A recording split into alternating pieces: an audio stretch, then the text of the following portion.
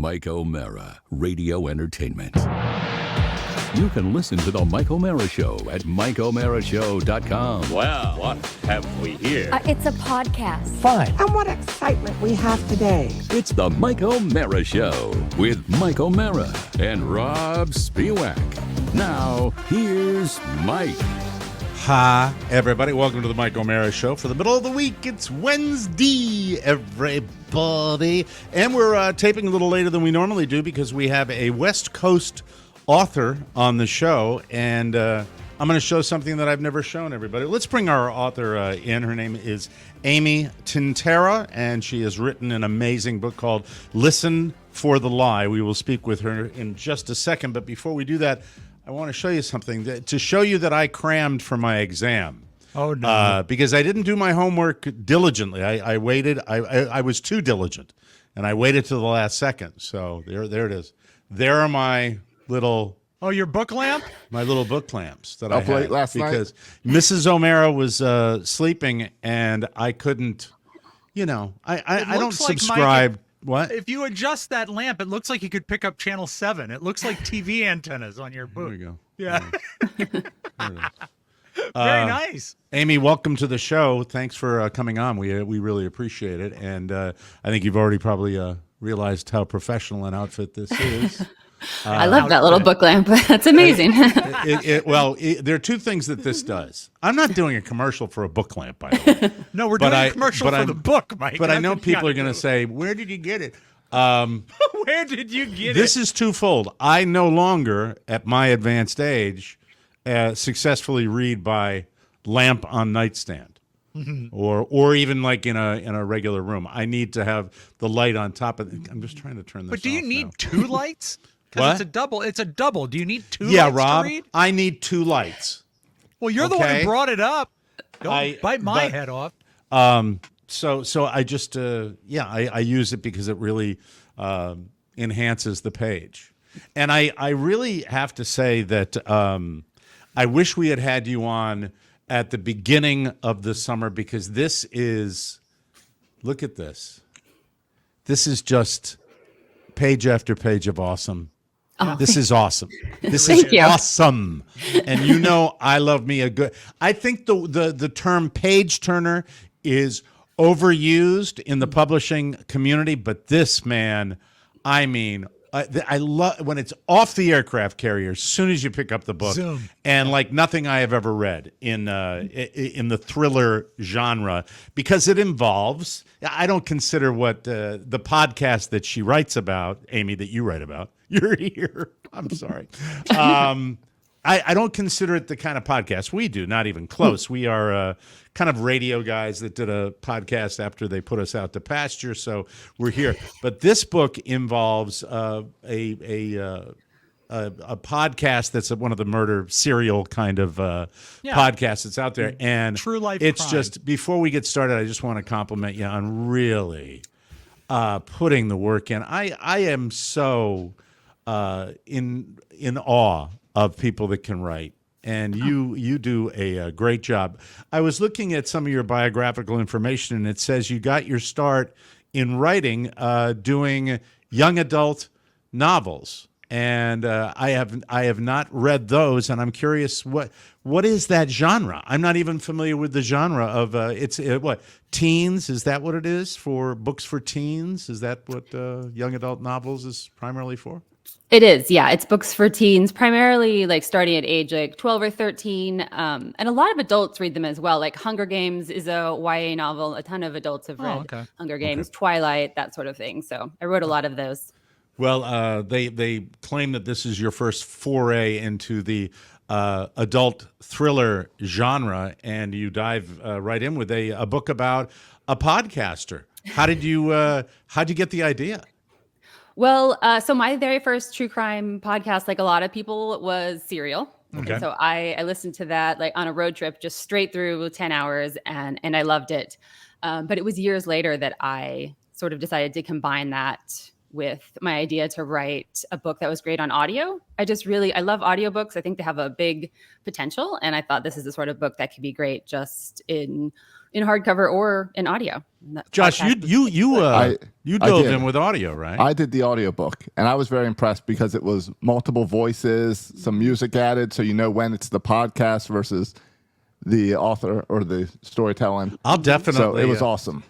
By the way, Amy, I like to inform all our guests that Josh does not pronounce consonants. So if you're concerned about the fact that storytelling, which is just the ing. Okay, just the ing.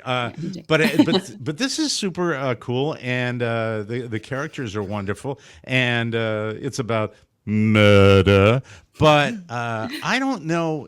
When I think in the credits of the book, at the end of the book, you were talking about 2 years to put this whole thing together, and it's not like you just go into a room and start typing into a computer. This took a while to put together. It did. It took a long time, especially I wrote a couple YA novels during the same time, so I kept having to listen for the lie to the side. But sort of putting together the podcast and Lucy's narration ended up being really difficult, especially because the podcast, a lot of it happens like in real time as she's listening to it. So it was just a tough balance to strike. It took a long time.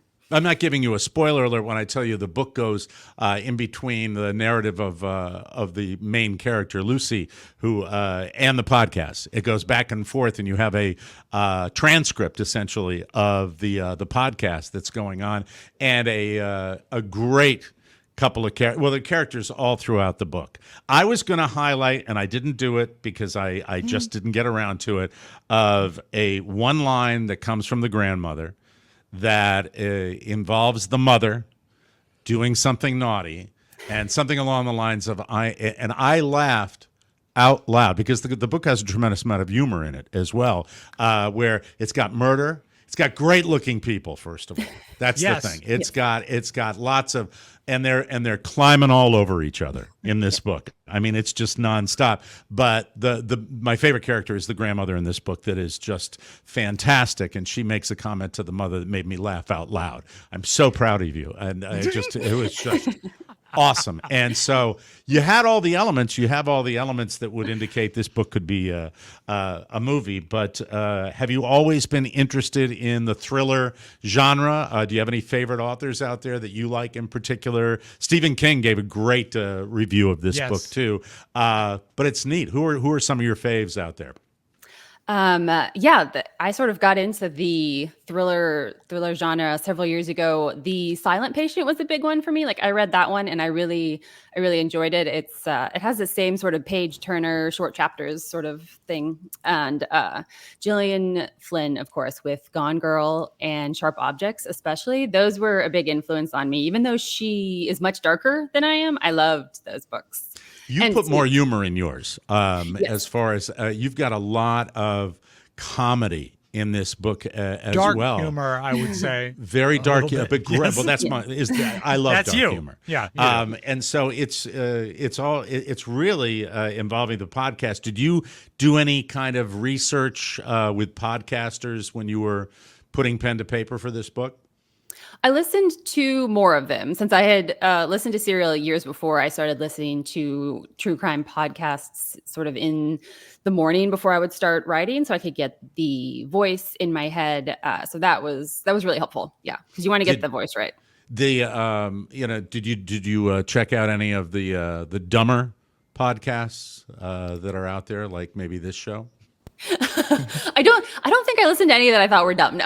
I don't think I could solve a crime. I don't think I could do that. Some say, Mike, this show is a crime. The host of the True Crime podcast is much more good looking than I ever was at any time in my life, and it's awesome. Rob, go ahead, because I've got so many questions about the book. But I was accused by a listener the last time we had an author on. It might have been James Patterson of being of giving James a book Patterson report. accused you? No, he didn't. One of our listeners said, Oh, okay. Mike giving his book report. So I'm trying pointedly not to understand. ask about all the plot twists, like the grandmother, and I know all the names of the characters because I love the book, and Emmett. I'm not saying anything more. Go ahead, Rob. I don't want to do a book report, but I do have a question about construction. I love scripts, and this is trust me, I'm coming to something. Over the pandemic, I watched every episode of Columbo, and I love the construction Timely. of the way. Mike, some people would say it was a groundbreaker because it revealed the crime in the first chapter. right, Now go ahead. you essentially reveal the crime in the first chapter, and then you work backwards to get it. It's always seemed to me that construction-wise would be damn near impossible until everything is in place. How did you do it that everything is really coming back to what's on page one? I think it just took lots of rewriting, honestly. Okay. So when I started Did the you book, catch yourself making mistakes that you had to correct when you went back? many. Like Oh, wow. I changed a lot of things. Like I knew the ending pretty much right away. And so I was Right. writing to the ending, but everything in the middle just changed a lot because I just kept going in the wrong direction or something was going wrong. So Yeah. But rewriting. that had to be a pretty bold adventure for someone who is a storyteller, because I don't imagine you use a lot of that.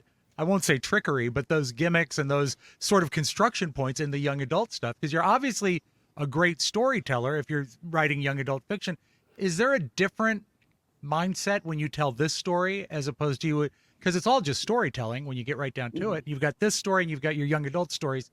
Did you take a different tack when you wrote this as opposed to your young adult stuff? I think so, because the young adult stuff was more external, really. There's a lot like bigger plot points, like things were literally exploding. Everything was very heightened because teens tend to have, like really big emotions. Right. And so, yeah, it was a little more internal and it was a little, I don't want to say slower because it's a pretty fast paced book, but YA is just a crazy fast pace. So, Okay. I forgot to ask you about your young adult novels. Can you give us a couple that people might be, to check it out? Some of your real popular ones that people might want to read.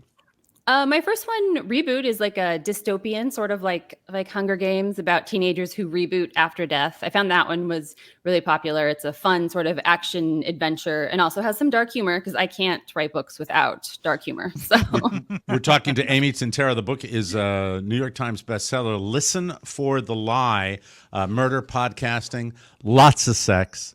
And it's really, really fascinating. When you are writing a character for your book, I did this more than I've ever done with another book. I always put a picture together in my mind. But in this particular book, I have no idea why, I cast it. I cast the movie as I was reading it, and I put Jennifer Lawrence in it, and I put Margot Robbie in it, and I did that right is away. Oh, getting- you're nodding. You're nodding. I just want to know if I'm close with that. That in my mind, I was kind of going. How do you do that? How do you picture these characters when you're going? Do you picture a photograph in your mind and then write the description of the character? Because I'm curious about that. I think they're a little fuzzy in my mind because I never think of actors when I'm writing. So I think there's sort of like a fuzzy outline in my mind that I could try to flesh out on the page. Have you sold this yet? Because this to me would make an amazing perfect film. movie.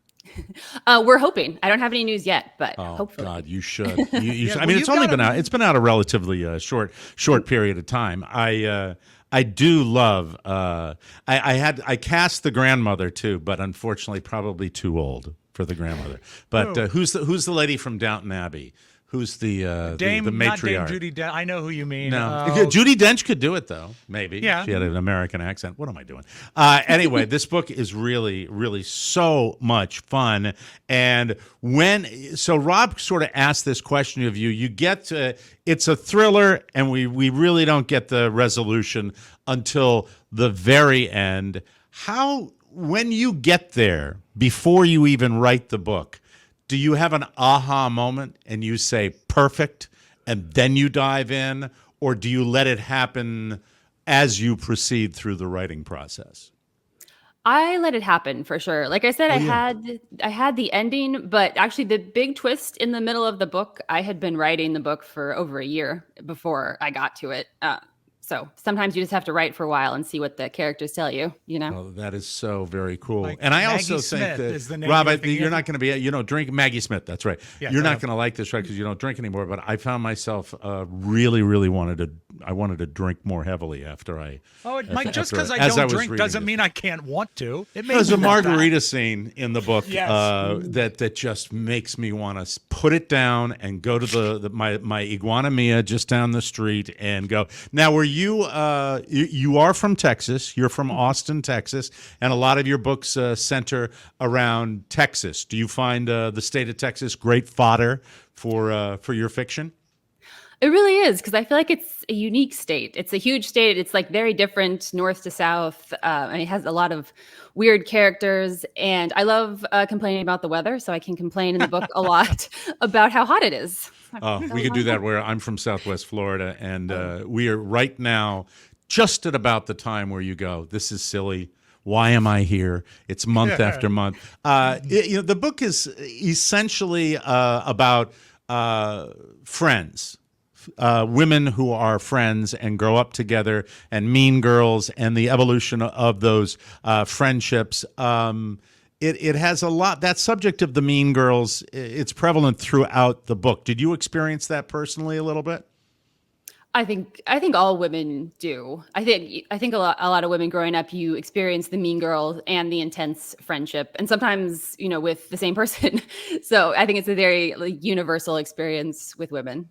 And as far as the men, I didn't want to be misogynistic when I said this, but the guys are pretty much all dicks in this book. Yeah. I mean, I'm trying to think. Do we have a? Well, no, we really don't. Even the guy you're supposed to like, I don't really like. I like the guy at the diner. The guy that's at the diner that finally recognizes Kelly when she first comes in. I thought he was nice. He's just a throwaway character. The red-haired guy? No, you mean the kid that was serving the food? Yeah, that's the only male I can think of. The kid that was serving the food and it was picketed his pimples? Yeah, that's the guy. That Don't dude? you want him? Don't mean girl him, Mike. He's a guy. He has wants. And I know you have to read the book to know what we're talking about. Were there any, the men in the book, were there any that you were more sympathetic to as the author? I like Ben. Maybe I had. You liked Ben a lot. I could tell. Yeah, you were. So, you were hot for Ben. There was no doubt about it. I liked Ben. I thought he was charming and fun. But yeah, I hear from a lot of people that a lot of the men aren't likable. So maybe I just have bad taste. But I liked Ben. Well, I think it has to, Mike. It has to do with the fact how many people in podcasting that we know are Ben. And they're dicks. I don't want to get too personal. To be honest with you, the publisher's bio on you is I don't want to say cryptic, but it's not. It doesn't go deep into your personal life, and where is that by design? I'm just curious about that. No, not really. I think I just wanted to put sort of just my professional stuff. I have a hard time with bios. I never know what to write. Okay. Do you mind if I ask you a few personal questions? Like, are you married? No, I'm not. You're not married. And have you met in your travels anyone that would be like any of the characters in the book? Well, so the grandma is sort of lightly inspired by my own grandma, who was a very feisty lady. Yeah, that's got to be fun. Oh my God, I had frail, nasty old aunts growing up. I didn't have anybody that was boozy and ballsy and kind in any way. So that's come maybe by an Irish household. What? You come by it honestly, then. Yeah, I'm not. That's why I've been described as prickly by this. Boozy and ballsy. And so onward and upward, you're going to become it's one of the, I mentioned when we had James Patterson on the show, that factory that he generates. Is this going to be the full-fledged dive into adult fiction now for you, or you're going to churn one out every few months? You said you were still writing the young adult novels as you were writing this. I was, but no more. So I'm done with the young adult novels now. So I am going fully into adult thrillers, not as fast as James Patterson because he's very quick. But yes, there will be. I'm working on my next one right now, so it will be coming out. Will we see any of these characters again? Yeah, maybe. I'm not doing a sequel, but you might see some. That's great. It's awesome. If you really want to have some fun and set aside some time, because I tore through this, and really I come from American University, so my reading comprehension. Maybe you should have gone with the audiobook too, Mike. Yes. You don't need a light for that. Audiobooks. You don't need a light for that. That's the Irish guilt too. I feel like I'm cheating. If No, you're You not. know, It's if a I different dive thing. into it, but obviously Josh indicates that a lot of time was put into the audiobook. So Yeah, it's very good. That's worth it too. And check it out. It's Listen for the Lie. Amy Tintera. Amy, man, first one. You got to A be winner. thrilled with the response this is getting. Oh, for sure. Yes. Very It's grateful. awesome. Congratulations on this, and I look forward to having you on when your next book comes out. And maybe I have an 11-year-old. Can I pop some of your young adult novels over to him? He's very Yeah. advanced. He's smarter than I am, so I might try that. I'm Why an older not, father. Mike? He's very advanced. Why don't you start him with this book? Well, there's one scene where I there's know. a lap involved. Anyway, that's it. Now you know I read the book. Thank you, Amy. Congratulations, and we Thank appreciate you. you taking the time to chat with us. We'll talk again, hopefully, Have when a your great next one day. comes out, okay? Yes. Thank you. Awesome. Thank you. That's Amy Tintera, ladies and gentlemen. Listen for the Lie is the book. And really, I know it's polite, but now she's not here. It's phenomenal. Yeah. Didn't you find it phenomenal? I found it I absolutely sat phenomenal. down, Mike. I sat down, and before I realized it, I was 110 pages into it.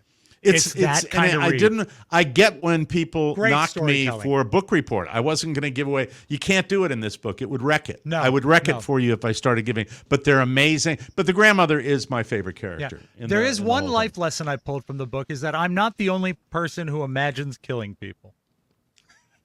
I think that's a very great trait Wow. that's in that. You've Wow. never imagined killing someone? Oh, sure. Yeah. I do it on the road, probably. Yeah. More than any other time. My college program director from radio. Oh, I- again, what is his name? Because you always Robert bring his name. Fleskus. Mike, I had a dream where I could feel his neck bones crushing under my thumbs. I felt it in the Jeez. dream. Oh, so you even had it in a dream as well. Yeah. Well, yeah, I've had many, many dreams about Many people. maybe that neck crushing. But anyway, yeah, it just sort of the neat thing in the construction is you've got the narration, you've got the subconscious, and you've got the voices. It's just brilliant storytelling. Wonderful. It really is, and go out and grab it. The fantasy I have when I'm driving a car Oh, no. is that I have the James Bond 50 caliber machine guns in the front of my car. Yes. But they're even more powerful than 50 caliber, and I can be driving along and I press the trigger and it just like disintegrates the car in front of me. And I say to myself, "Ha, ha, ha, cut me off." You know. No, But, I only kill people I know. you're gonna like what happened to me yesterday. What? Over the weekend, I came out. Not the weekend. I came out. I think it was Tuesday, and I see the tire warning on my left rear tire, and I see it's gone down. And you know how you can tell right away whether it's something that you've let a little air out or something you really. And then the next morning it was even lower. So- like this. Hi, I'm your tire. It was such a drag, and I take it down, and I was after hours, and the dealership was closed, but there was a tire place open across the street, and they took a Firestone? look at it, and I think it was Tires Plus. Oh, Mike, I'll you give them see, a plug because I don't know if the chain's everywhere across the country, but it was really awesome the way they it's- did it for me. Everyone does It's tires. down here. It's Oh, great. it is? They were Everyone so nice. does tires, but Tires Plus, the plus is what's great. This is a question I have about the whole tire game. The guy comes out and is nice enough to take a look at it. They didn't charge me for just looking. It was sure enough a nail. Sure and bigora, it was a nail in the tire. And they came out Fingernail? with a piece of information that I believe I have heard maybe 20 times in my lifetime. The tire is not fixable.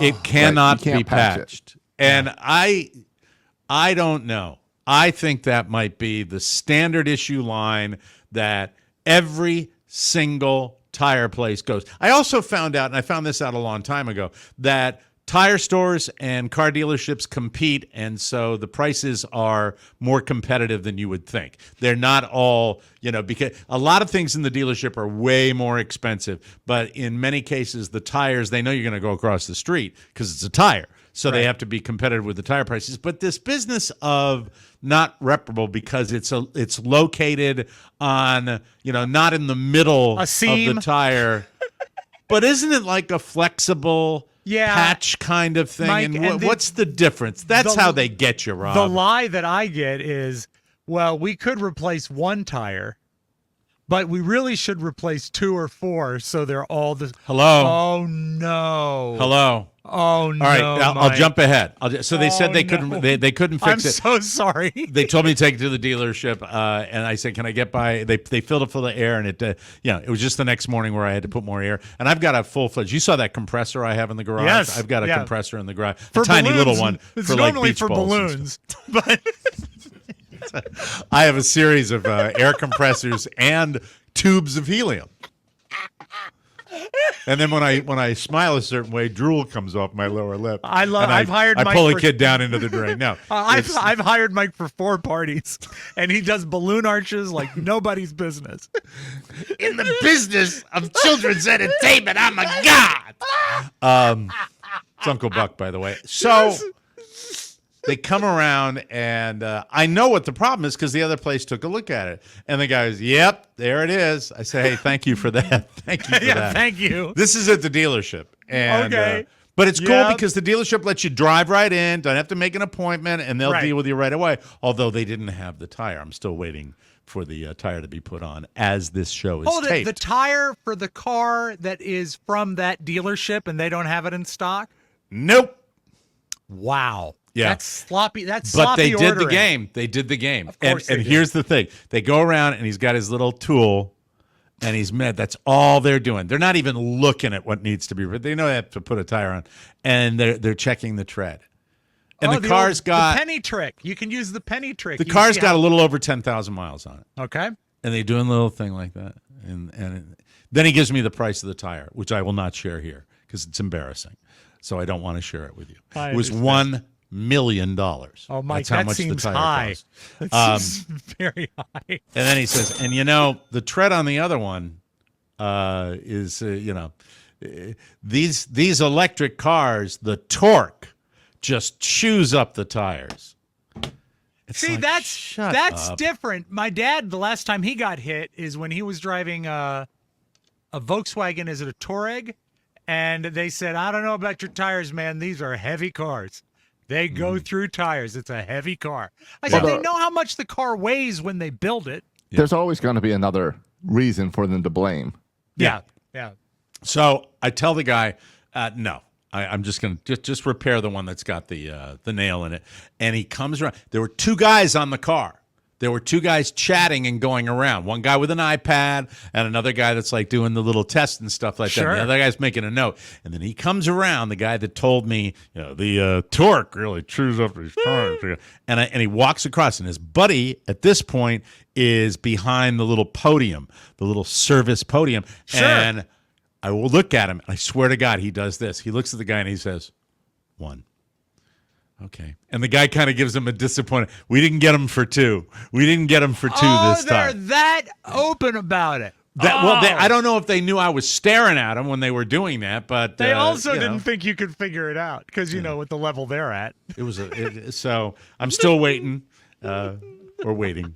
And I'll see what. Hey, by the way, can we congratulate our own Josh Soroka Yes. on the Baltimore Orioles, who took over first place from the New York Yankees last night? It's nice to play the worst team in baseball. The White Sox, I think, have about 20 wins for the season. I Yeah, think the that's White right. Sox have So that helps historically out. the worst season of all time this year, right?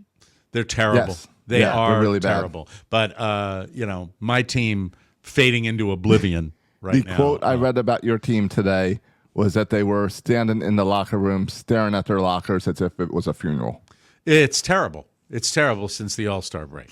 And they did what they do. And Rob knows this. This is what my teams do. My What's that? teams fill me with hope. Yep. They get me in. I don't watch them now. I don't watch them anymore. I don't care. I could care less now. You still because look they- at the highlights. Come on. I looked at the highlights the day before yesterday. Mm-hmm. That was it. I haven't checked it since. I hear that they lose. They lose. But the Mr. Oriole over here is very excited. And you say that it's the White Sox like you don't have confidence in your team No, to I go do. head to head against the New York Yankees. I do. The Orioles are very banged up. We've got enough people on the injured list to field a whole nother team. So Is that that's man concerning. boy? Is that man boy the one that looks like he's 8? That's is, about 4 or 5 of our guys. Holiday, And yeah, they're is doing fine. he's- Holiday's is Hol- doing fine. Holiday's doing fine. Have you Holiday's seen doing fine. Holiday? Mike, they come into the locker room, Holiday's on top, but they stack 3 or 4 Orioles and they wear a huge coat. And they walk in and he has a fake mustache. He's like, I'm Is here he to play is he baseball. the son of the major leaguer? He is the son of Roy Halladay. Roy Halladay, okay, And- and he looks like he is 4 years old. He Yeah, has the yes. baby face of baby face, and he's an amazing athlete, He's right? 20 years old. He's very good. I believe the pitcher for us yesterday was 20 or 21 as well. We just have a really young team. Yeah. By the way, I that didn't is mention young. to Amy when we had her on the show that you can tell she writes young adult novels as well, because this is would you not say this was a very youthful book? Really? Yeah. I mean, Well, Mike, college anything- age girl that just she anything might to be us is 30. youthful. She might have just turned 30 or something. I like think that it to was. make I her- think it was targeted to me, and I think all good books feel like they're targeted. Well, to you. we found that book because my wife dug into it this summer, and it was one of those sit by the pool and don't leave the pool until it's finished. so and your good. wife Well, is And 19, she's right? Well, she's younger. She's in her Okay. 30s. Tell her thank you for the Yes. recommendation. I appreciate that. And bring me more authors. I love talking to the authors. It's fun. Even though I feel, a sense of intellectual inferiority when we speak to It doesn't show, Mike, when your lead question is about a book light. Which I still don't understand. This is the 2 years. somnolite. This is the somnolite. Well, because somna meaning like sleep light. Is it battery? Is it rechargeable? How do it do? Mike, you look like Uncle Martin. I'll put them both on. This is fun. You got nothing but time. You got nothing but time here. Here we go.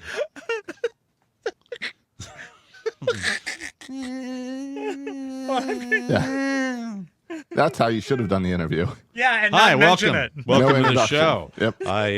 I just flew out of my nest. Why can't I get it right? There we go. Oh, there we go. There, it's perfect. Yeah, now it's right. Okay. Somnolite. Speaking of which, Yes. I had an uncle, Uncle Bob, who had alopecia, or a variant of it, meaning that he had no hair on his head. And it was no big deal. I grew up, I was used to it. But what flipped me out is when he would wear a toupee, because it didn't look like him. But one time he was playing Martian with his son Patrick, who was my age. And to play Martian, you know those guns that used to be spring-loaded? And they would shoot little suction cup bullets, Yeah. maybe about 6 inches You long. take the dart and you would push it into the gun and then you Right. would fire. Well, what Uncle Bob did is he put 2 of those suction cup antennas on his head because it was hairless, and they were Martian antennas, and they had a good time playing with that.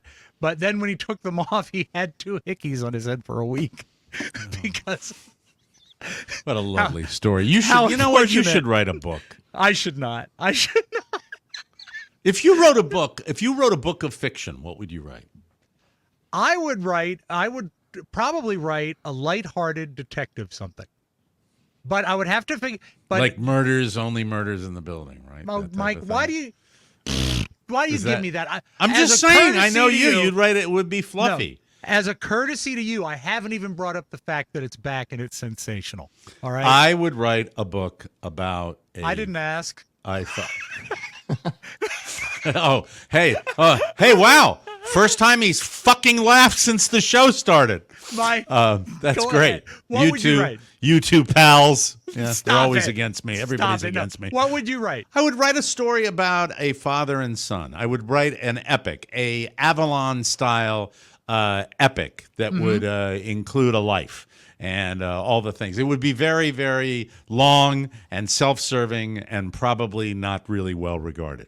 Because I admire the ones that are, quote, page turners, where you go bam, Yeah. bam, bam, bam, bam. I would. bam, bam, Another topic I would consider is a period piece set semi-rurally, but not like in a total rural environment in the 1920s and 30s. I have Like, always wanted to write a period piece, but not the kind you would want. I would write one with a series of my nom de plume would be the name Jessica, and I would write a series of stories about women in their periods. You could only write 4 days a month. That would be what I read. Oh, stop! Don't ruin it. I thought it was nice and I subtle. might have and funny. elevated it. No, I don't you know did that I not. ruined No, it. you've never elevated anything with a body function ever on this show. Never. It has never happened. Listen, before we get out of here, Yes. I do want to mention Vegas is officially 2 months away. We'll tell you about it later in the show, but 2 months away. And I'll turn it over to our favorite Vegas person, Josh Soroka. Josh, what do you have to tell everybody about Las Vegas? Keep getting the tickets. I know lots of questions that came in about the schedule. Friday night, we'll do something. Saturday night, we've got the event. As long as you're in town in the hotel by 7 p.m. Friday, you won't miss anything. That weekend, book your We will hotel not do rooms. anything earlier than 7 p.m. Friday evening.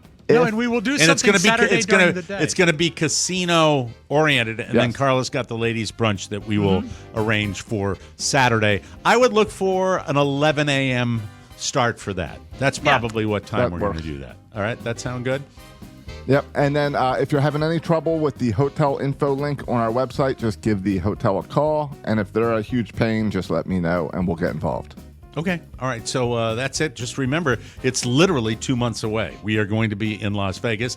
And we understand that a lot of you hold on and wait, but we do have tickets available and we want you to be at the show. We are excited about it. And we are going to not only be in the casino with you on Friday night, but we have the live show on the Citrus Pool Deck at the Downtown Grand Hotel on Saturday. That's just going to be a regular podcast like we're doing right here. Right. We're going to do it poolside. And then afterwards, we're going to come downstairs and we're going to hang out again like we did informally. We just wanted to let you know that we're Yeah. going to be there. All this fun is happening in Las Vegas, Nevada, the weekend of November 9th at the Downtown Grand Hotel. We'll mention it again before we get out of here today, and we look forward to seeing you there. So we'll take a break. We'll come back with more fun, and our thanks once again to Amy Tintera, author of Listen to the Lie, and thank your wife, Josh, for hipping Really? us to that book. Really a lot of fun. We'll take a short break, and later in the show, we've got some beautiful video and more fun and more thrills. You are listening to the Mike O'Mara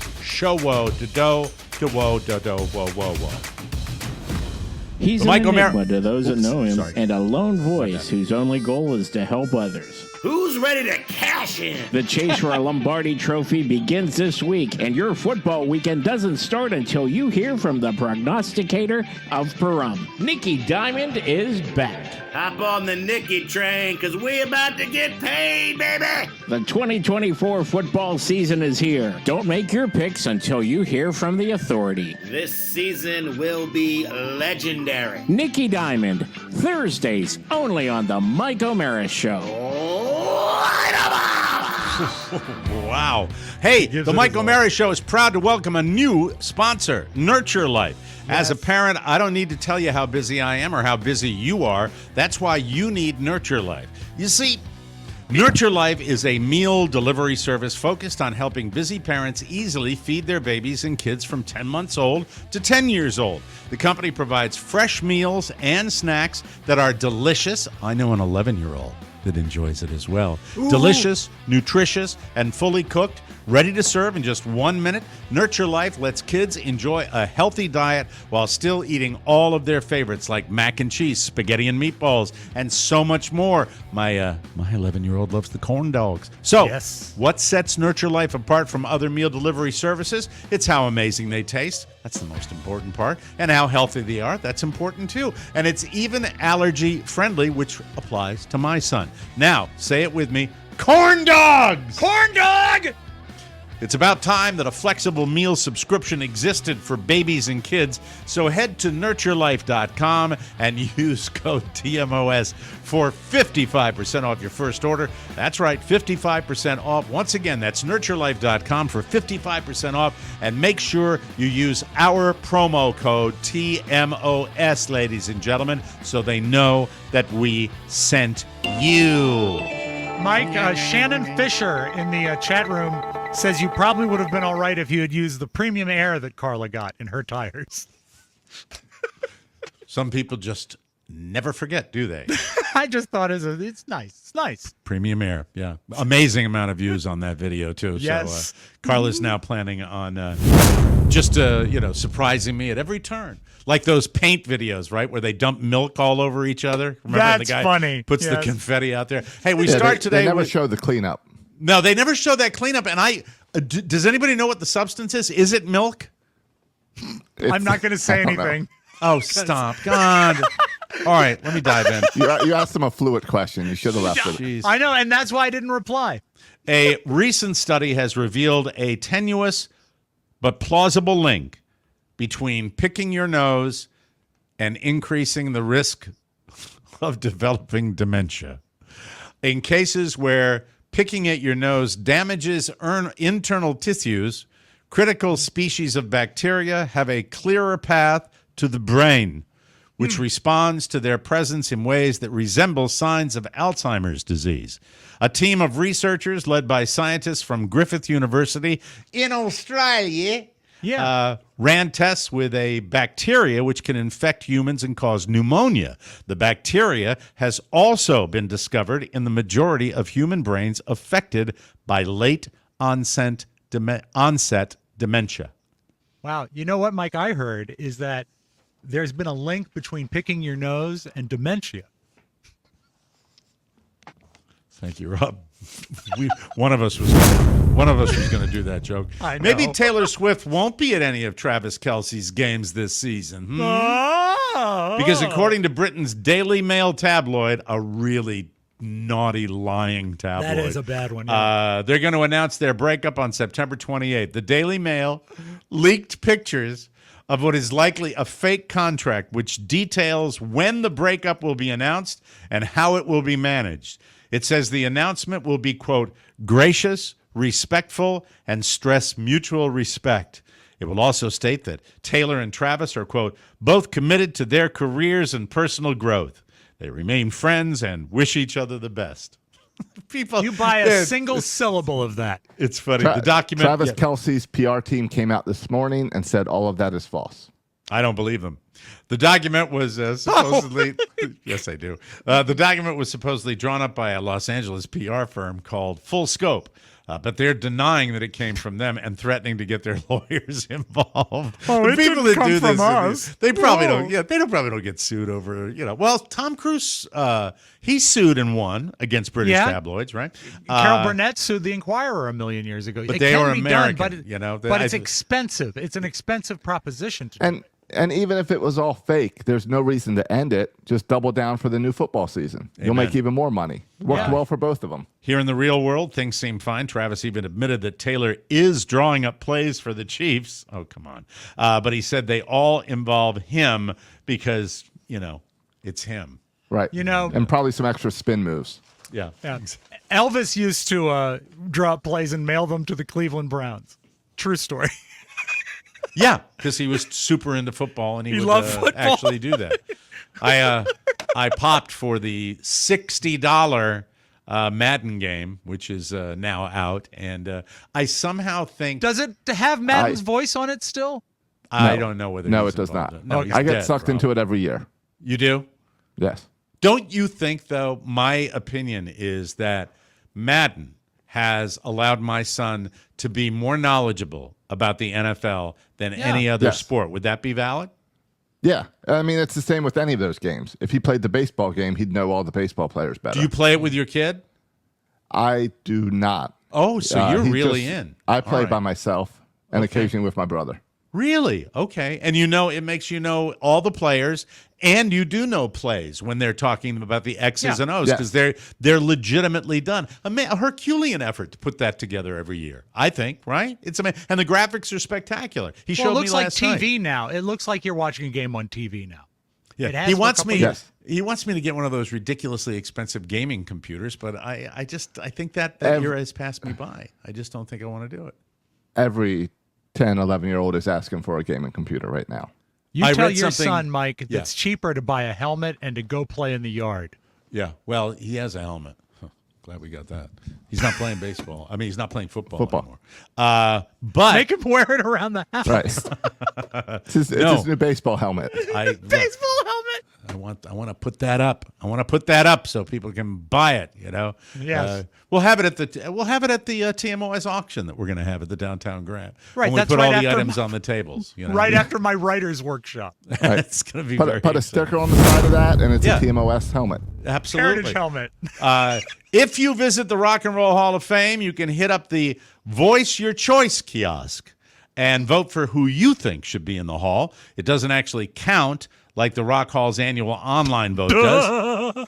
But it's been said that the nominating committee does keep an eye on who the public is backing. They've got a top 20 list. I'll give you the top 10. All right. Number 10, Linkin Park. Man, is he ever not on any list? Is he ever not anywhere? Snoop Dogg at number 9. Okay. Pink at number 8. Number 7, Boston. Number 6, Weezer. Boston should have been in last week. I mean, Boston, come on. Yeah, I think so. Motley Crue at number 5. A lot of these I'm surprised are not in. Weird Al Yankovic. How do you line up on that one? I think, yes, based on his career, his chart action, and the fact that the industry has embraced him. I think he's great. I think he's musically very smart. When do they change the name of this from Rock and Roll Hall of Fame to just Music Hall of Fame? Pop That's Music true. Hall of Fame. Yeah, is what it Because really a is lot of pop these music. don't fit. Yeah. Yeah. Weird Al doesn't fit. I don't know. It's just number 3 is Styx. Number 2, Blink-182. And who do you think comes in at number 1? I will give you a hint. All the right. music genre is favored by Mr. James Tiberius Cerrito. Is it Ozzy or Black Sabbath? No, it's not, because they might be in already. I'm not sure. I would think so. But it's similar genre. It's you won't get it. It's Iron Maiden. Noisy. Too noisy. But there's a lot of valid things on that list. Pink should Like be Weird in there. Al. He doesn't like Iron Maiden, but he likes Weird Al. Weird Al is clever and smart. Show me something about Iron Maiden that's clever. Clever and smart. I don't know. I'll put you on their tour bus. A study found rush hour is evolving. There aren't as many cars on the road pre 9 a.m. anymore because traffic is getting more spaced out. But in a lot of cities, that means there's a mini rush hour all day long. Back in when did I leave? I'm trying to think when I left the D.C. area. It was all day. It was Yeah, all. it We doesn't used to stop. say it starts at 1 o'clock. No, it's just all day now. It's Right. it's traffic constantly during the week. Yeah, it would end at 10 and start at 12:30. And now it's kind of probably bridged that gap as well. The report found that the midday rush hour is worse than ever. There are almost as many cars on the road at noon as there are at 9 a.m. and 5 p.m. It's been the general trend since COVID hit and flexible hybrid schedules became a thing. You'd think that spreading it out might mean they'd never have a rush hour, but another report found public transportation never fully rebounded from the pandemic. So there are just more cars on the road in general. Isn't that nice? Do you there's- feel like Mike consulting an expert on rush hour? This kind of falls on your shoulders, but I want to know what this guy knows about rush hour. Are you talking about Rush Limbaugh, It's the dead? Limbaugh, right? Yes. Oh God, you're not. In order to do my dead celebrities, they have to be in heaven, Rob. You know the rules. They have to have angels and they have to have an echo. I was totally unprepared for that. Is he around anywhere? GIB, the God in Broadcasting Network, ladies and gentlemen. No. I'm sorry. But Anyway. I've noticed, besides rush hour, there's always people everywhere now. Mm-hmm. Like if I go to Costco at noon, it's Yeah. packed. As Right. if it's like no one has to go to work anymore. Are you, And if I'm driving home at like 2 a.m. from somewhere and there's cars on the road, I just scream, "Where are you going? You don't Yeah. need to be here right now." Louis Anderson back on his debut on the Johnny Yeah. Carson show on the Tonight Show. Funniest line when he's talking about his father. And his father says, you know, if I was the last guy in the world, that guy would cut me off. That was funny. The traffic analyst behind the report says there's less of a morning commute, less of an evening commute, and much more afternoon activity now, and maybe get used to it. He called it the new normal. So they're going to be there all the time, ladies and gentlemen. That's why I stay in my basement, Mike. Traffic. Oh, yes. Get out once in a while. Rob, come on. A 24-year-old guy, finally, named Christopher Ganzel, stole a car from a library parking lot last month in Lansdale, Pennsylvania. That's near Philly. Ever been to Lansdale, Rob? Beautiful Never town. have. I've been to Philadelphia, though. The people are great. You've also been all over the state of Pennsylvania, haven't you? You know? Of course. You've been to yeah. Punxsy? I have been to Punxsy. I have been to Indiana, Pennsylvania. Indiana. Where's Indiana near in Pennsylvania? Indiana is central, and it's where Jimmy Stewart was born. And they I've have been Christmas to tree Pittsburgh. farms there. I've been Yes, to I have York. too.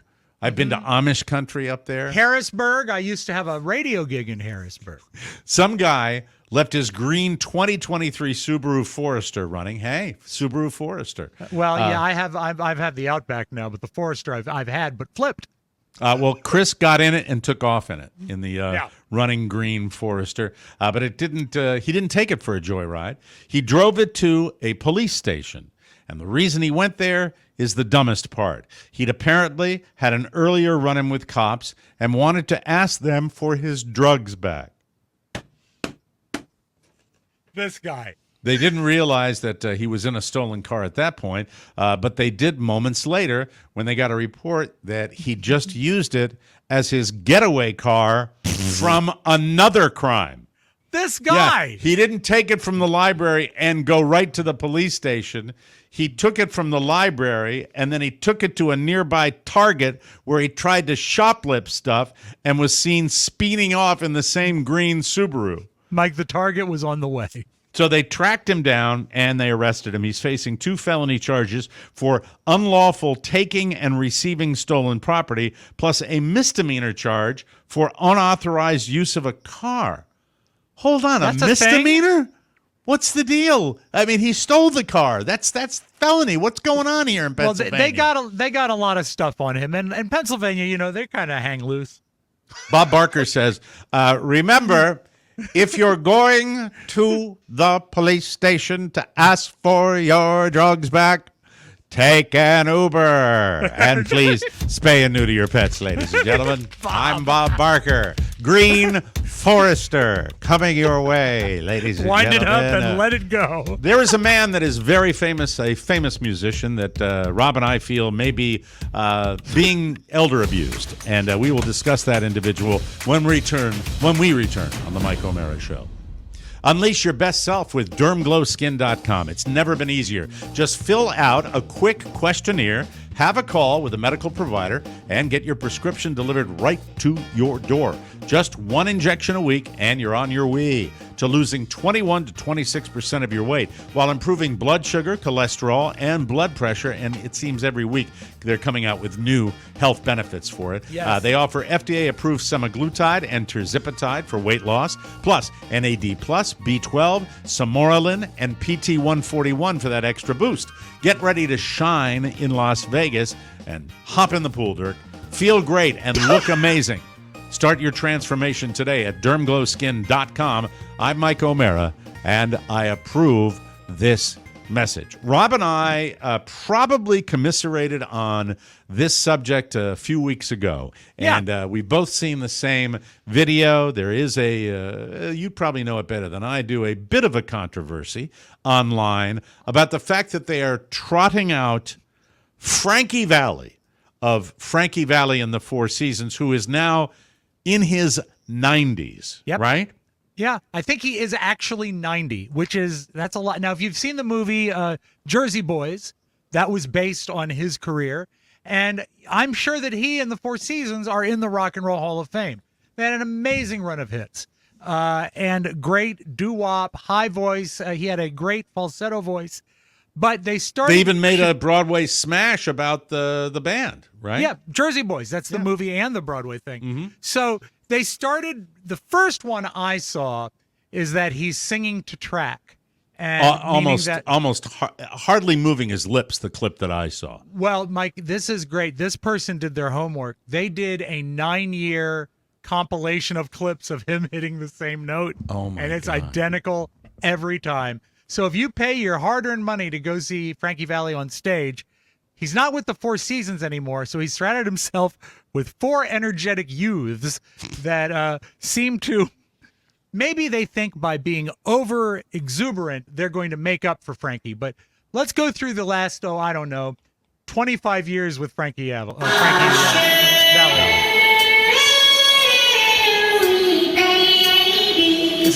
2013. Can you come out tonight? Can you come out tonight? Can you come out tonight? Can you come out? Every one of these is a different concert. Can you come out tonight? Can you come out tonight? Can you come out tonight? Can you come out tonight? Getting older.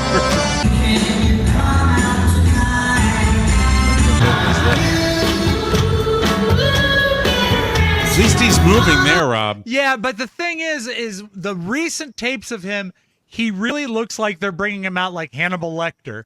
Yeah. And he's standing there. And I used to feel the same way when I would watch Charlie Watts drum, that he's not moving enough to get that sound. But I found out Charlie Watts is just an excellent drummer. But you can't sing if you don't move your mouth. You Well, can't Charlie do it. Watts, and to give you some specifics on drumming style, if you look at Buddy Rich, and one of the world's greatest drummer, and you watch him, I mean, this is, you see how my head's not moving at all, my body's not moving. Your trunk stays I'm still. drumming. I'm drumming. That's where the energy comes, right here. Right from this point down, that's what you're doing. You know, if you see somebody bouncing all over a drum kit, Like a Tommy Lee?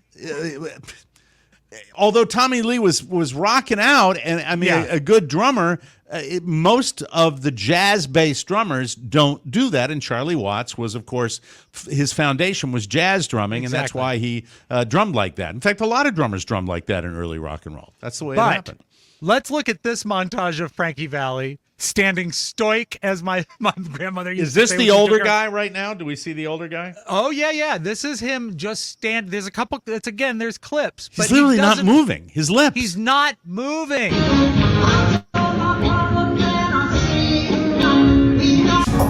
And he also doesn't make eye contact with anybody. It looks like an animatronic. Yeah, it does. He doesn't move. Yeah.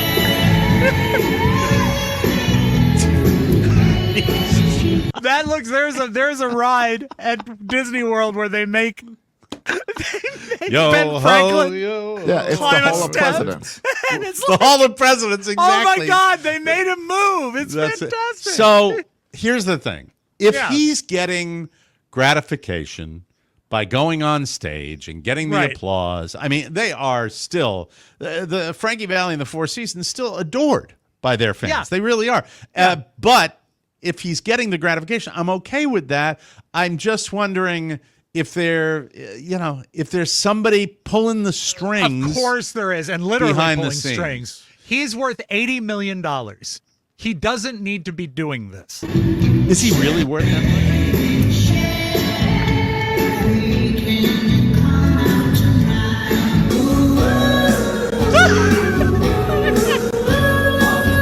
Sing the song, Mr. Lincoln. One way that I see it.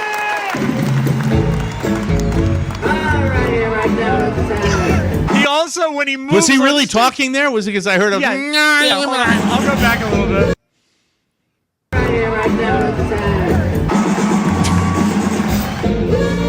You know what?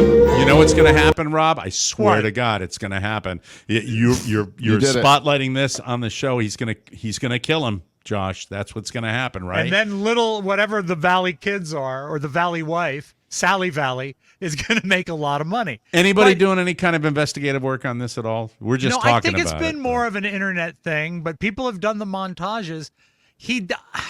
It troubles me. He shouldn't be doing that because you know what? This is a crime for the fans because he's obviously singing to track. He's not making eye contact, and when he walks, it looks like he doesn't know where he's going. It's sad. You know, Well, go ahead. John. Earlier this year, he did get a 3-year restraining order against his son for threatening to kill him. Really? So it's not the there's son dragging him out. okay, Is it but Wally there's Valley? Wally Valley. It is Francesco. Francesco he's a good Valley. boy. Oh yeah. I'm gonna kill you. Hey, Papa, don't come near me. Look, I think that we'll keep an eye on it. I hope Please. to God Frankie, if you're gonna collapse on stage, please don't do it in the next I hope week he or so, lives. I please. hope he lives longer than I do, Mike.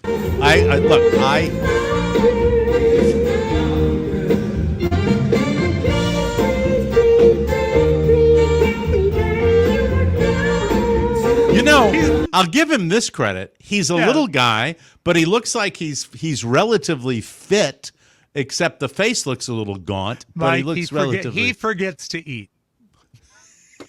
Okay, that's it. We'll take a break. God bless you, Francis. But we've got beautiful video, ladies and gentlemen. It's really beautiful. But that was also beautiful. You have to admit. Very beautiful. Watch. Very, very beautiful. I have curated some stuff for you today that I absolutely loved. And Good. There's one particular thing you're going to have to listen extra carefully to the sound because I think it's similar, but it's a great, beautiful video segment. We've got that coming up for you right after this. Yeah, love it when you start with that one. Whether you're a seasoned gym goer or just starting your fitness journey, what your workout really needs is Fitbod. It's a fitness app that customizes each workout based on your goals and adapts them as you improve. Fitbod tailors a personal workout based on your time and equipment constraints, so whether you've got 10 minutes or 2 hours, Fitbod can help you get better with each workout. Fitbod creates a personalized workout routine based on your goals, fitness level, and your available equipment. Fitbod tracks your muscle recovery so you can avoid burnout and keep your momentum up. It's like a personal trainer, but it's better. It's cheaper. It's easier to build a custom fitness plan that works for you. Have you heard their new jingle? No, play it for me, please.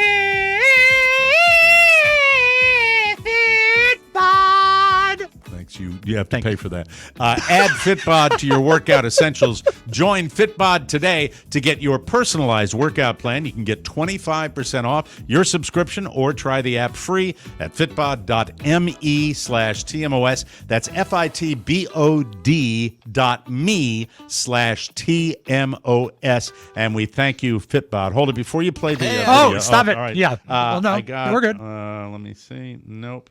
What, an email from Frankie Valli? No, I'm just seeing if I got the no tire yet. Rob, you think we can start rolling Mike out at 90? Yeah, of As course. Well, we'll have the tracks that he can lip sync. We've got all the old episodes. It would be impossible. Here's Charlie for me to fake it. Well, I don't do the impressions like I used to, so I mean, know, it would just I know. be. But I will probably be, a little addled and angry, just angrier than I've ever been. It depends on the script, Mike. When we put you in now- Walt Disney's world of podcasters, all of podcasters. All right, now you can roll the. Okay, here's some beautiful video. Hey, I like that. Some beautiful video.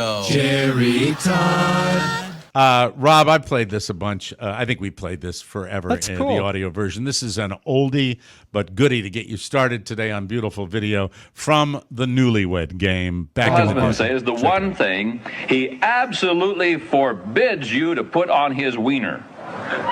Ben Gay.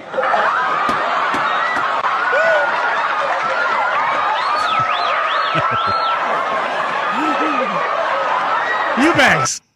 You know, He's the greatest. when you go back and look at that, in a way, we were less repressed then than we are today. Would you not agree? Oh, absolutely. And it all has to do with people being themselves, not being overly aware of what they're doing, and clever writing to trick them into doing it. I mean, we've talked to Chuck Barris. I keep an autographed picture of Chuck Barris in my home because he was so smart. He was just letting people be themselves. You know, and, I have a confession to make. This means What's I that? might be getting older. When we had the author on with Listen for the Lie, there are some sex scenes in it. And Yes. I found myself, I love the book. I absolutely tore through the book. But I did find myself in some of the sex scenes saying, okay, not too much graphic detail. I really did. And I've never done that before. I just wanted to get to the storyline, with this. It's that Florida book ban rubbing on you. yeah, rubbing off on me 100%. that's where we're different, absolutely Mike. There's true. about 8 or 10 pages in the book that are worn out for me. I just kept reading stop. it over and over again. Bryan Cranston had a career long before Breaking Bad. And Sure. Bryan Cranston really was a comic actor. He was used in a lot of comedy, including Seinfeld, and you know, I love the Seinfeld blooper reels. There's one with Jerry Stiller that kills me. The best one, yeah. Bryan Cranston had just a throwaway look that Jerry Seinfeld could not get by. And you don't think of Jerry as being a good audience or being someone that liked to laugh. He loved it. He broke up all the time. And this is my all-time favorite of outtakes from Seinfeld where Jerry could not do his scene. Take a look at this and watch Bryan Cranston crack Jerry. Actually, I'm having dinner with a girl I met at your party. Mazel tov. Jerry. Hi. Gwen? Yeah. Come on, our table's ready. That's the first one. Gwen? Yeah. Come on, our table's ready.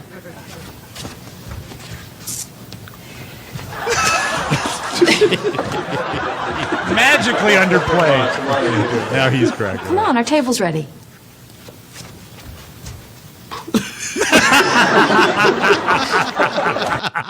I love that. That is I good. truly do. I love that one. Okay, Cyclist Sitting Gate. This is the one I previewed for you before we played it on the show today. I want you to give a listen to this. All right. The story goes like this. A guy puts up a fence because he was tired of the cyclists riding by his house. So he puts up a fence and this gate apparatus, All right. just a giant iron gate, because it's something to do with the bicycle riders that are going by his place. All right. Two of these, I think there are three, maybe four of these people hitting the gate. I want you to listen closely for the sound that two of them make, because the reaction to this, it's a really nasty collision, is very similar. Roll the tape of the people hitting the gate.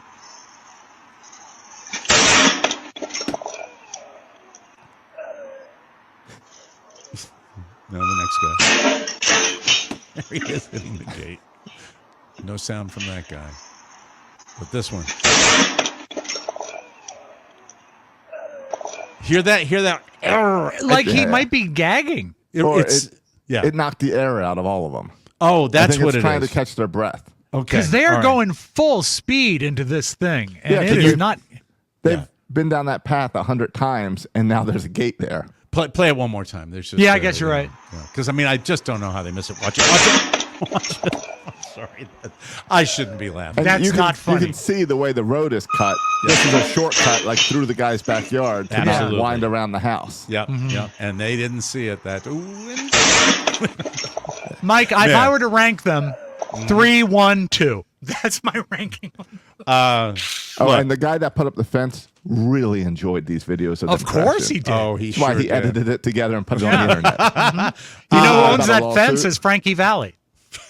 They wheel him out for that. In the world of the Mike O'Mara Show and all its incarnations, the active passing gas has been legendary. It has. You know, we for years and years and years, and I have played multiple tapes, audio and video, of people breaking wind, but I have never heard one quite as robust as this one on the set of what appears to be a sports talk show, one of those ESPN style shows, but I'm not even sure the country of origin. I believe it may be Germany or it might be Scandinavia. I do not know exactly what, but what I do know is this guy lets loose. He's the guy on the left.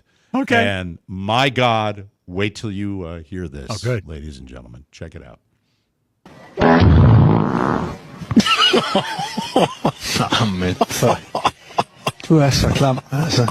don't know why Leo DiCaprio is down on the bottom, but start it from the beginning again, Josh. Start it from the beginning one more time, because I watch it like that. It's like they mic'd his ass. And he does not even flinch. I think it's Doesn't he run away? He doesn't stop. Der kom sovs med I buksen der, altså. You know what? There is a... Hold on. It's not over. I didn't know there was a second. Now, they've all walked off set, and the lady starts to come back. Watch her from the right. She comes in. Don't She go is down losing there. it.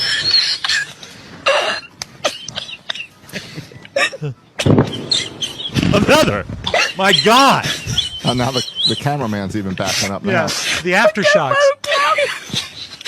I don't know why DiCaprio is down in the lower right. You don't need to enhance that type of video. But there is a German caption on it, and one of the words is spelled L-A-K, but it's lactose. Like there's so some maybe he shouldn't have had milk-based, milk for lunch. Product. When you have to do any kind of public speaking, one of the first rules is not to laugh at your own material. Right. And there's a reference to gummies with this young lady who appears to be at some sort of graduation ceremony. But she's supposed to give a speech, and she really can't get started. Let's roll the tape of this young lady at the high school graduation. My name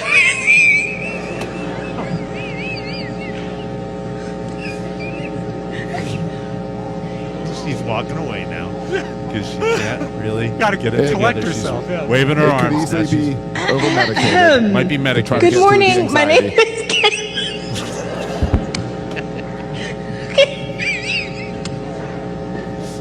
Okay, sorry. Good morning.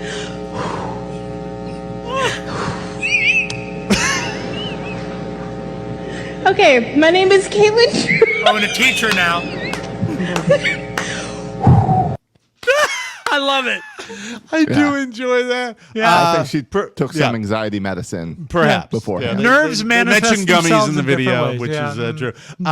Birds that can kill you. This has a profanity I hate alert. birds. Little profanity. Some of it's bleep, some of it's not. But this dude who put this together, this guy, this is not stand-up comedy. This is a guy talking about birds, and he just Yes. made me laugh. This is the last one for you that I have today. Check this guy will out. f you up to an unbelievable extent. Up first, we have the cassowary, a bird who looks like its sole purpose is to enjoy the spoils of war. Native to Australia and New Guinea, because of course it is. These birds are known mostly for f***ing people up with their feet. One of their 3 toes has a long dagger-like nail that can slice through your femoral artery like a mother cuts through a sun-baked ice cream cake. And it also can run up to 31 miles per hour. So good luck getting away damage-free after making accidental eye contact with this thing. Then we have the great horned owl. This thing is 2 feet big with an 80-inch wingspan, and if you unknowingly go near its babies or its wife, it will beat the shit out of you. In the last decade, a bunch of joggers and hikers have been manhandled by these big-eyed fuckers, so just be careful the next time you're in the woods. Next up, we have the lammergeier, something with that European of a name definitely has hate in its heart. It has a 10-foot wingspan, and it exclusively eats bones. You know, like a monster would. Attacks on humans are rare, although it is said that an Athenian dramatist was killed when one of these things dropped a turtle shell on his head. Anytime, one of these things can show up and kill you in the funniest way possible. There it is. God. All right, I there love you it. go. I love it. Wow. We'll take a short break, come back with a great video. I love that. So many funny people today. Thank you for that, ladies and gentlemen. See, Mike, what I tell you about birds? Don't trust birds. Yeah, they're out to get you. They're all They are. out to get you, ladies and They are. gentlemen. That's Yes. how birds get you. Birds. They're ripping my flesh off. Hey, everybody. Guess what? It's time What? for our Las Vegas TV commercial. Oh, yes. Yes, roll that, will you, John? Thank you very much.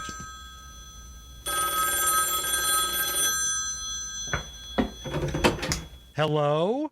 Hello, Rob. This is Mike. Where are you? I won't be on the show today because I'm at the bottom of the pool.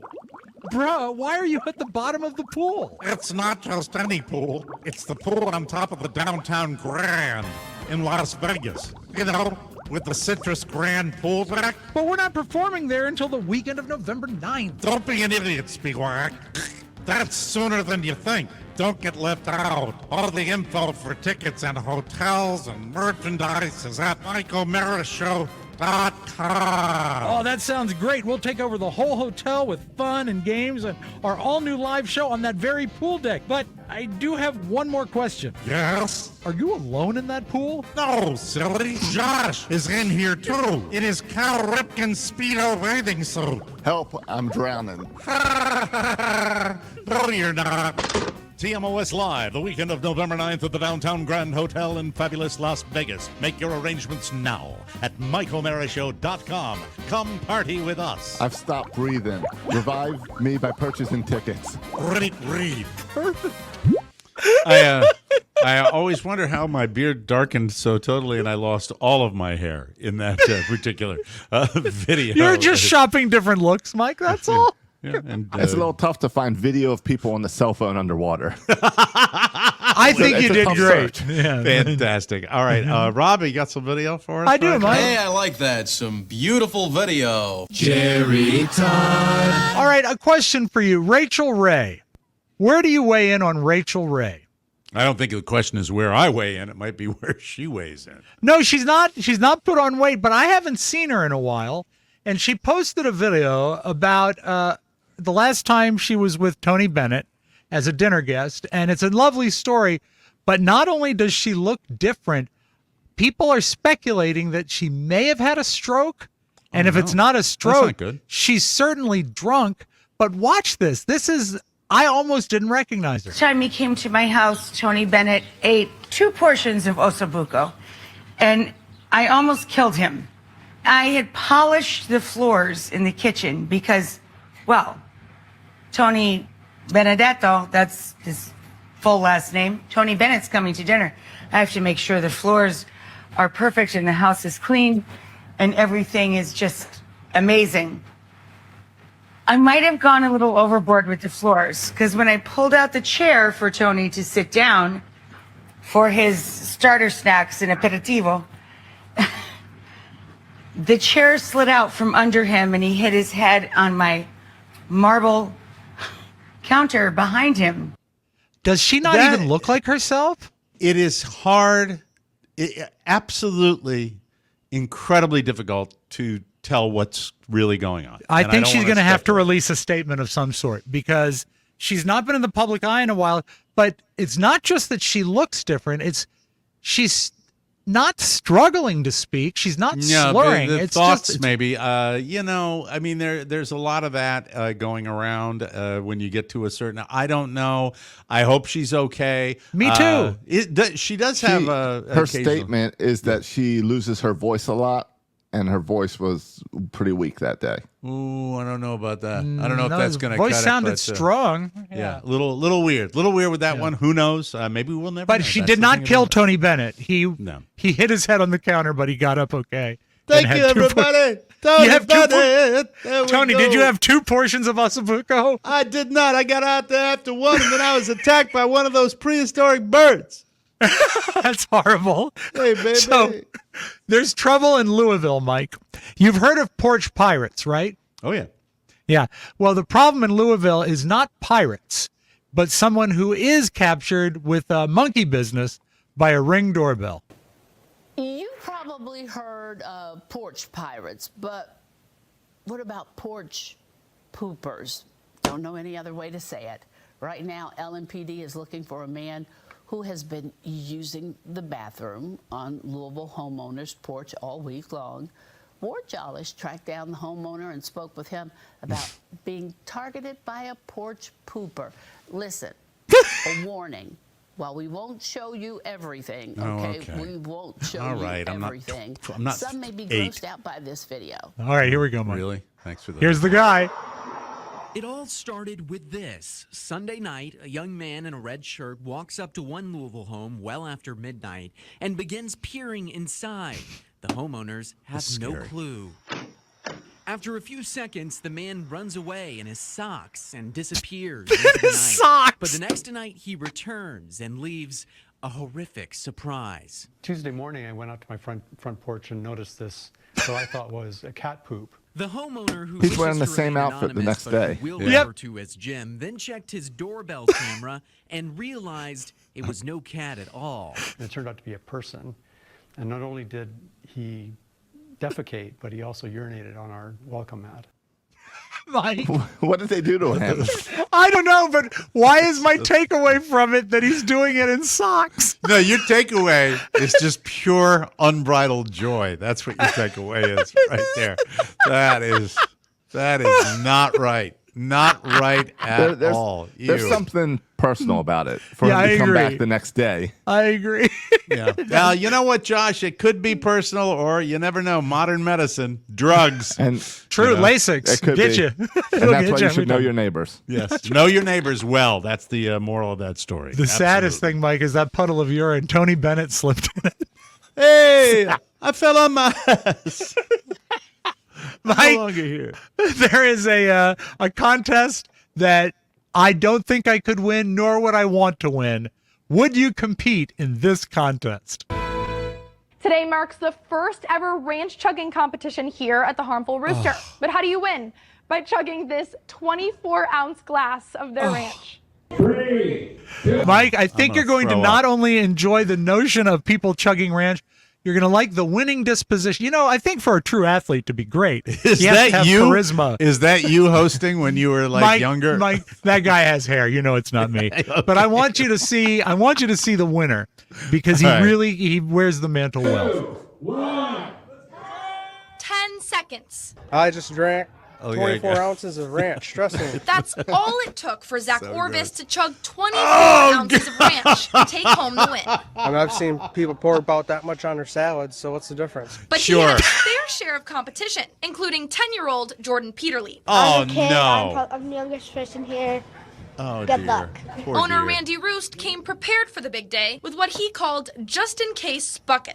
Oh, dear. Oh, Mike, dear. 24 ounces of ranch. To put it in, that's like 2 cans of soda, but it's ranch dressing. Yum. Oh, And- God.